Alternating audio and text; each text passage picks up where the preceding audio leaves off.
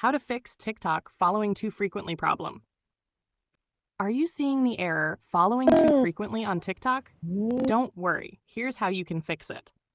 First, understand that TikTok limits the number of accounts you can follow in a short time to prevent spam. If you get this error, it usually means you've followed too many people too quickly. To fix it, stop following new accounts for a while and wait at least a few hours.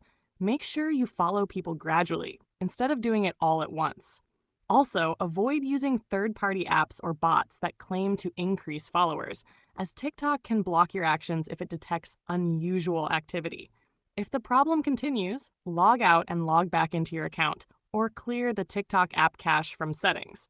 And remember, keeping your following activity natural and consistent is the best way to avoid this error in the future. That's it. Now you know how to fix the TikTok following too frequently issue.